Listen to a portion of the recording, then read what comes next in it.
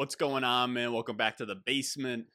I'm Ron, aka Ronald, aka Smooth as Butter, aka the greatest to ever do it, aka Lisa Ann's pool boy. And today we're going to be bringing you a nice video on Michael Pittman, a nice feature film. And this is a beautiful time for a Michael Pittman video because if you have Michael Pittman out there, right now is the perfect sell opportunity. Right now is perfect. There's all of this redraft buzz drumming up over Michael Pittman. All the guys are drafting him in round 9 of Underdog. Make sure if you're new to Underdog, you deposit, you use promo code Ron. Shout out to you guys for getting me that code.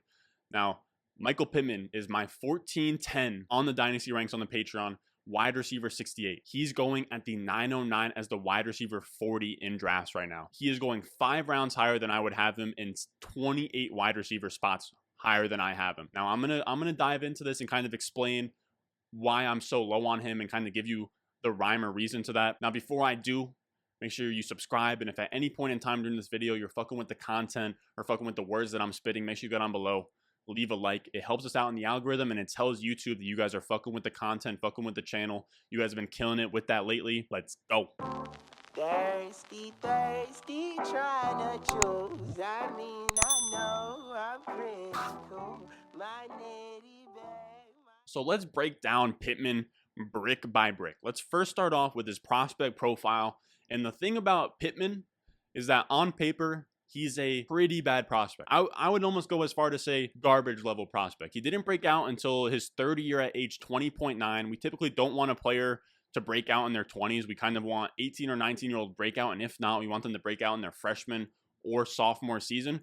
Pittman was a late bloomer, and he didn't go off until he was a junior. And even when he broke out, it was a very small breakout, and he was outplayed by younger players. Or not even outplayed. I wouldn't say outplayed, but he was neck and neck with guys like Amon-Ra St. Brown and Tyler Vaughns. And yes, I liked Amon-Ra St. Brown coming out of school, but at the end of the day, he's a 4th round draft pick. A 4th round draft pick who's younger than Michael Pittman should not be outproducing him. Tyler Vaughns, a guy who is an undrafted free agent, should not be producing at the same level as Michael Pittman at the same age. Now, I will say Pittman played like 2 to 3 less games than both of these guys that season, so they're more neck and neck than what the stats show on the screen, but he didn't really separate himself at all is the key takeaway. Then he goes crazy as a senior. He puts up 101 catches, 1,275 yards, and 11 touchdowns, but he's also a senior.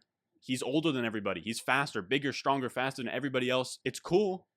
But if you played JV up until you were a freshman and then balled out as a senior, it's not as impressive. And the thing is that when we dive even a little bit deeper into the advanced numbers, it doesn't look that great. I like to look at adjusted receiving yards per team pass attempt, and then we have weighted Dominator rating, and it's experience adjusted. These are 2 of the most predictive stats we have at wide receiver. I'm going to flash both of them on the screen, and let me know if y'all see something. He hits none of the thresholds for a top 24 wide receiver. That's the red dots on the graph. And I will say, to be fair, he was out 2 to 3 games in his third year. He probably makes it above the threshold in year 3, but that's still only 1 breakout season above the threshold that we want. We usually want like 2 or 3. And he's also coming out as a senior. From an analytical perspective, coming out as a senior is bad, breaking out that late is bad, and he's borderline Kadarius Toney bad. But let's take a step back. Let's look at some of the positives. The positives that he has on his profile is size. You know, he has size, athleticism. He's 6'4", 220, 93rd percentile speed score, and he gets an early 2nd round draft capital pick from the Colts. Now, here's the thing. This profile sucked in college, super athletic, 2nd round draft capital. That's very interesting. That offers a lot of ceiling. You know, that's like a Chase Claypool. The problem is that you have to hit in year 1 with that profile. You have to hit in year 1. If you don't hit in year 1, it doesn't look great. The floor completely falls out because there's no floor at all. But if you hit in year 1, there's some floor baked into that. We know guys that produce in year 1, they go on to produce the rest of their NFL careers. But if your prospect profile is completely centered around ceiling and you've shown that you're not that good through year 1, it's tough to now say that you still have the same ceiling that you had when you came out of school. So as we know, Michael Pittman, he came out here, he face planted, and we know face planters lose 12 or more spots of startup ADP. He lost 14 spots. In my database of 302 wide receivers, 125 have face planted in year 1. Only 13 of those 125 have gone on to record a top 24 season. This is really not a good sign for a guy like Pittman with his profile when there's not a lot of floor baked in. He goes out there, he puts up 40 catches for 503 yards and 1 touchdown in 13 games. He averages 7.6 points per game as the wide receiver 76, and it's not great. And when we take all of his points per game, his PFF grade, and his breakout finder wide receiver model rating into account to find his sophomore comps, it spits out a rough list. Now remember, this list is completely determined by his production, his film, and his prospect profile. With all of those together, he doesn't look great. And I even gave him the benefit of the doubt because minus 14 is so close to the minus 12 threshold. I even left in the guys who didn't faceplant. And even then, it doesn't look too pretty. When you look at this list, none of these guys have a top 12 season. None of them have a top 5 season. You're pretty much looking at a guy who has a coin flip chance to hit a top 24 season with a ceiling of Cortland Sutton. And with that, he doesn't have that same upside as an Alshon Jeffrey, as a lot of those guys that really love Michael Pittman. They keep pointing to Alshon Jeffrey and Devontae Adams. He doesn't have that type of ceiling. He didn't do enough in year one. He wasn't a good enough prospect to be there. He has N'Keal Harry in his range of outcomes. Outside clashing X that just flamed out in year one. And if I could re-roll Pittman into somebody else, I would. And we'll go over my trade targets in a second, but let's go over his career outlook. And based on year one, his performance, his prospect profile, Michael Pittman isn't good at football. To this point, we have not seen Michael Pittman perform at a high level on an NFL football field. Any kind of scenario we're talking for Pittman, it's purely imagination, purely projection to say Michael Pittman is a thing, could be an alpha wide receiver in the NFL. I've even seen comps to Mike Evans. To say any of that stuff, it is pure projection. He is not on that trajectory. And here's the other thing. I don't care how high they drafted Michael Pittman. I don't care that they drafted him over JT earlier in the draft. I literally do not care. This is the same front office. I know Chris Ballard is a great GM, but he's a great GM probably with O-line and all that other shit. But in terms of wide receiver, he already kind of showed his hand to us that he isn't that great at evaluating wide receivers. This is the same guy who took Paris Campbell when he had a 6'4", 228-pound wide receiver staring him dead in the face, and he passed on him for Paris fucking Campbell. I also don't care that Pittman was taken 1 pick after T. Higgins. Do we care that Justin Jefferson was taken 1 pick after Jalen Reagor? Should we put Jalen Reagor up higher because Justin Jefferson was drafted right next to him? Should we have put Ryan Leaf up higher because he was drafted right next to Peyton Manning? Like, these weird things that don't actually matter, that don't actually correlate to players performing on the football field, are tough for me to take seriously. I've been, and the thing is, you guys might be laughing to yourself, I've seen people in articles on Twitter take this kind of stuff into account. We've been given new information since he was drafted, and that's what matters. Not what happened back then, not his prospect profile, even though he didn't even have a good prospect profile, not that he was drafted the pick behind T. Higgins, but ahead of Jonathan Taylor. What we know is that in year one, he face planted. He only commanded a 13.8% target share, which was 85th in the NFL last year in a wide receiver room of T.Y. Hilton, Zach Pascal, and nobody else. If he was going to hit, if he was going to emerge, it would have been in year one. If he was going to establish himself as that alpha. And I get he played with Phillip Rivers, but so did all of these young rookie wide receivers. You had Claypool play with Big Ben. You had Laviska Shenault play with Jake Luton and Mike Glennon. You had T. Higgins play with a backup quarterback for most of the season. Same thing with CeeDee Lamb. A lot of these rookie wide receivers, if they're good, they're good. They're going to go out there and perform regardless. You don't have to make excuses for players that are going to end up being good. And the thing is that Phillip Rivers, he was actually pretty good last year. They were like a top 10 scoring offense in Indianapolis. And the crazy part is they even catered Pittman's game to Phil Rivers. He ran the majority of his routes on slants so that he could be in that range where Phillip Rivers really likes to target his wide receivers, and he still couldn't command the most targets on his offense. He was literally running Phillip Rivers' bread and butter routes, and he still couldn't flash enough to not lose ADP. We want alpha wide receivers that command targets because that's sticky year to year, and that dictates production. The idea that Pittman's going to emerge magically in 2021 because there's no competition. I keep on seeing this thing on Twitter. Well, there's nobody else in that wide receiver room. Somebody's going to catch the passes. That's not how things work. If he was good enough to command targets in an empty wide receiver room, it would have happened last year. And Carson Wentz isn't just going to come in, magically fix everything. Rivers, like I said, he might have a noodle arm, but he still was out there commanding a top 10 scoring offense. I don't think Wentz is going to come in and be this huge upgrade. We saw last year, Wentz actually wasn't that good.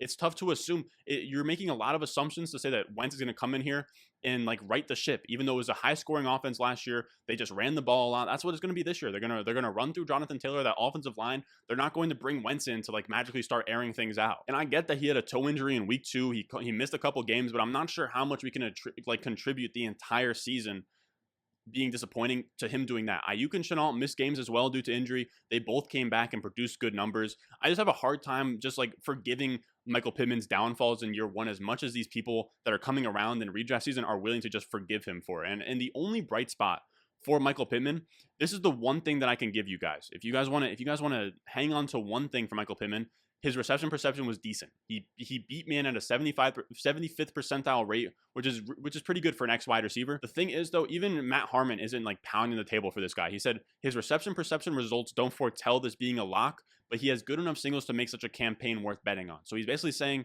he shows some promise, and I can concede that too. The reception perception, he shows some promise, but for him to be this X wide receiver that you guys think he can be, I've seen Mike Evans comparisons, I've seen Alshon Jeffrey comparisons.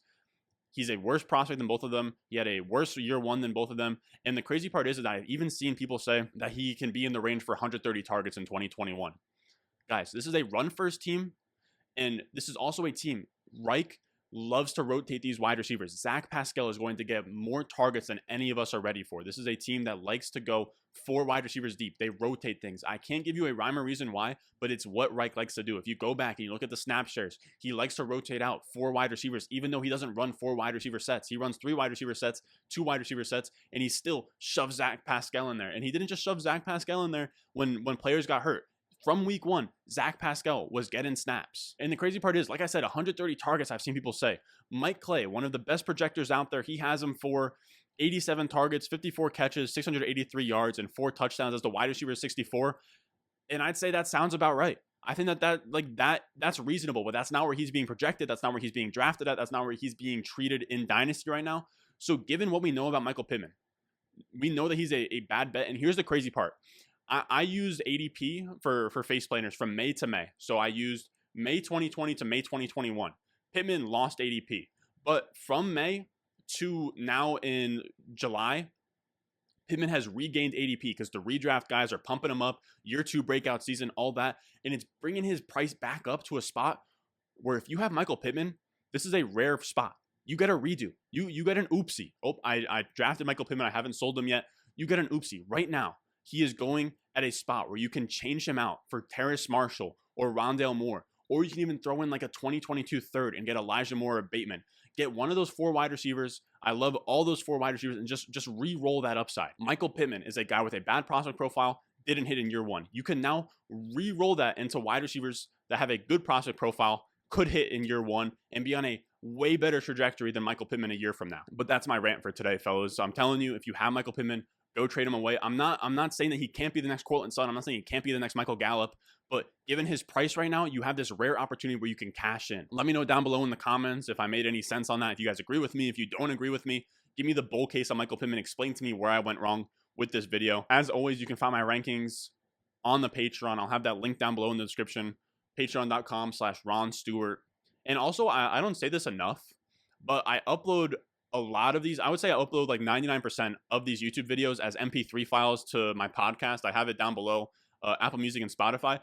I don't really get much from you guys listening on there as opposed to YouTube, but I have to listen to things. I don't sit down and watch videos, especially because you guys know I deliver for DoorDash and shit. So the way I consume fantasy content is listening to it. So I figure there's some of you guys out there that probably like to listen more than you like to watch. So if you guys like to listen more than you like to watch, check those links out. Subscribe to the podcast. As always, you can follow me at @RonStewart_ on Twitter. And I'll see you guys in the next one.